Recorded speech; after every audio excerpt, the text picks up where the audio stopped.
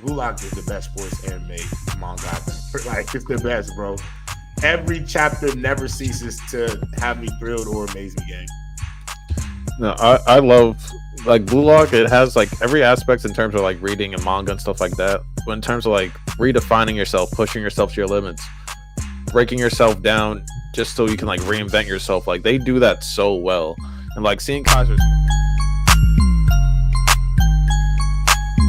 Yo, can I throw some an agenda or two out there, Riddell? Because like we went to the hour, but like we didn't even get to the real agenda.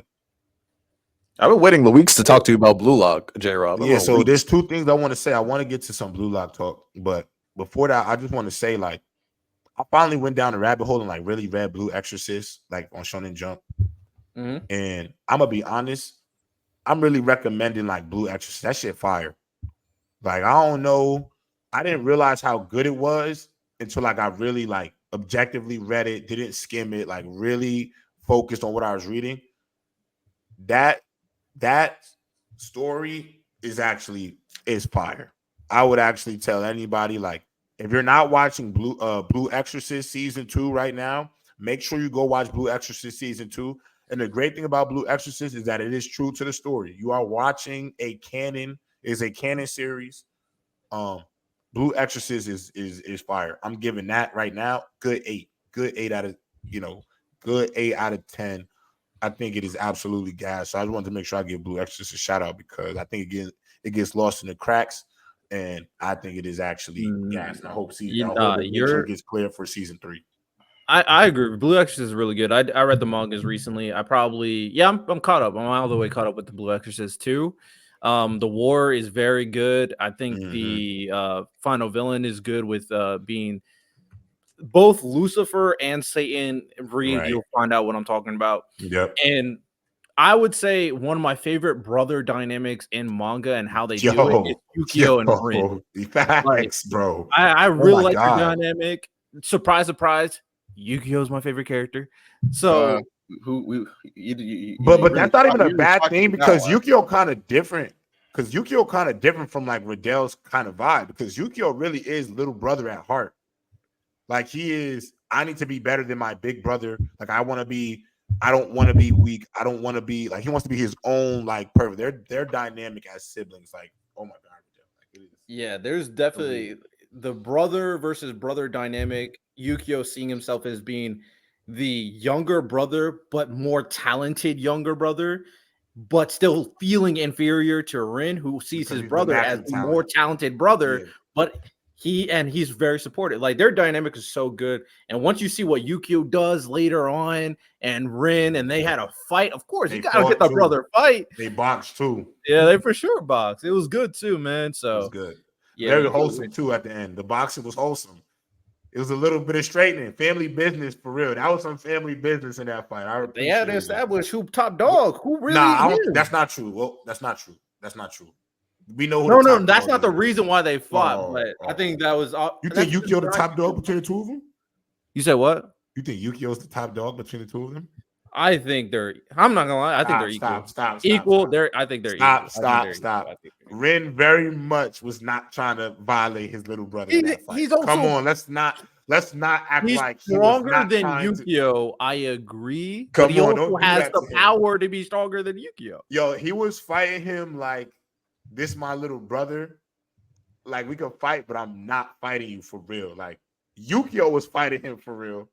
But he was not. Like, come on. Rin is stronger. I agree. Rin is stronger. I think Yukio's other aspects, which is why I say he's equal. His intelligence. Yeah. He do got the resistance too, natural resistance. Yeah. So, but shout out Blue Exorcist. And then the Blue Lock, and then the Blue Lock joint is every time I think Blue Lock can't get no better, it gets better. Like watching, I'm spoiling. I'm on my read your scriptures right now. Watching Kaiser pass the ball to Raichi, just that alone, breaking himself literally down to 0 again. From 0 to from 1. 0. And this making me even more lit because now it's looking like they're gonna tag team at some point. Like they about to really go crazy, I think, on PSG. I think they're gonna go crazy on PSG now. But I Sorry. 100%. No, you good. You good. I 100%. I 100% feel like this Blue Lock is the best sports anime manga I've ever. Like it's the best, bro. Every chapter never ceases to have me thrilled or amaze me, gang. No, I love like Blue Lock. It has like every aspect in terms of like reading and manga and stuff like that. But in terms of like redefining yourself, pushing yourself to your limits, breaking yourself down just so you can like reinvent yourself. Like they do that so well. And like seeing Kaiser's backstory, how he was treated by his dad, and like how he just hyper fixated on like the ball was his escape. He wasn't even playing. It was just his escape, and then like that escape got threatened. Then you saw what happened, and then him really having to like self reflect and saying like, "Hey, I want to be. Everyone's passing me. Like the guy that I know that I'm better at is here, but I need to be here." And so also him saying like the way that him crushing people was like a way to like just like to self identify. It's like it gave him like a sense of reality. Like yo, Identity. I'm not me unless I destroy somebody else. I'm not me unless I hurt somebody else. And bullies, have you ever bullied someone or have you ever been like attacking somebody like that? You can understand that. So, or if you've been bullied and like you like try to see it from their perspective, you can understand that as well. So him like moving past that stage, moving past that crutch of I need to destroy to be relevant. It's kind of like what Gara was going through because Gara kind of connected himself to like this destruction and pain, and him reinventing himself. It was a real beautiful like full circle moment, Yeah, that and shit was now fire. now he's just gonna be an even better player. So I can definitely see him being the best player in this match for a little bit. Hell no. Can't see Wait, that. counts as 5 fouls? I can't see that though. Well, I'm I just can't saying, like see he's that. just gonna get on a high where he's just gonna be unstoppable. Like he'll I'm gonna probably be like honest, score. bro. It's not. He's right now where Kaiser is. He's not on Isagi's level because they even said in the chapter, Isagi is evolving as even as Kaiser is breaking down to zero and starting over. They even said Isagi is evolving around that. So now that the difference between Isagi now and Isagi back then is the moment Isagi saw Kaiser pass the ball to Rin, they made the next panel. It already showed him breaking down the puzzle pieces. Like he is already adapting to the fact that I will say Kaiser this though. I think like that is on shot some he was team trying to player make, shit. that shot he was trying to make, I think he's gonna be able to make that shot. Impact, Kaiser Impact, the I forgot what he named it. Yeah, I agree. He might not end up. I mean, me and Ty were in a live talking about this hat trick. Ty, he might not get the hat trick no more, which will actually disappoint me. I still hope he gets the hat trick. Maybe Kaiser might assist him for the hat trick, so we still might get it. Kaiser might very well assist him for the hat trick, which I would be very okay with. And obviously, with the chapter ending on Kiora Jin, I'm ready to see what Jin could do. I'm ready. It's time. Facts. It's What time. does that do for Rin's character though? What you mean? Like them hat tricking on Rin. Does that like because Rin's losing aura for me? Like he's crashing out. Like his focus on Isagi is getting kind of whack. And like Baro and like Nagi, like they're starting to move up, and Rin's starting to move down for me. I feel like Rin's probably still like the most talented, or the most gifted player, but like his stuff with his brother, his stuff with Isagi is making him like it's crippling him as a player. So I don't know. I haven't caught up with Blue Lock. I'm not reading Blue Lock until Nagi appears back in the story and locks the F in, bro. If you don't lock in, I'm gonna be pissed, man. I'm not gonna lie. Be upset. I need Nagi to lock in.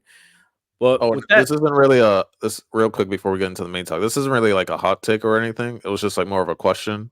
Do you guys think that this Kaiju 9 or whatever, like he's the last villain? Because I don't think so at all. they haven't done a good job in setting up any other villains. I think he's This is given end of series vibes. That's Yeah, what I'm not, because for some reason I'm not getting into series side because we still don't know why that thing that went into the main character, why it could talk and everything like that. He's mentioned the underground a few times, so I'm wondering if there's like a bigger enemy at play. Like how was he created? So I just feel like he might not be.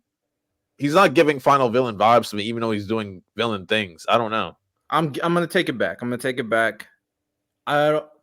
I don't know if number 9 will be the final villain. I'm gonna say no for now, and the reason why, they actually did one thing that I think, okay, actually, you actually did set up bigger lore, and it was when Kafka was at that one like place with Vice Captain. I forget his name on top. It's like Hoshino something. Yeah. He was training with him, and Kafka turned around, and there was a kaiju behind him. I don't know if you guys remember that scene, but there was a kaiju behind him. I think he kind of looked like a swordsman from my memory. That's what my memories take it to. But in that situation, they're setting up that why they never actually alluded to that at any point. Why this kaiju was there, then the kaiju disappeared. So it could be an intelligent kaiju watching over everything that's going on. And after number 8 beats number 9, they show up. They're like, okay, this is who we are. So I think I feel that's awesome. like what someone said, like who gave birth to Kaiju 9? Like how are these kaijus even being born and stuff like that? Like they never really gone into detail for that. So it's like I feel like there's gonna be like some final villain at play. Yeah. I don't know. But we'll see. The confrontation's almost over. It just takes a little bit too long because Kaiju is constantly on breaks and be sending color pages for chapters.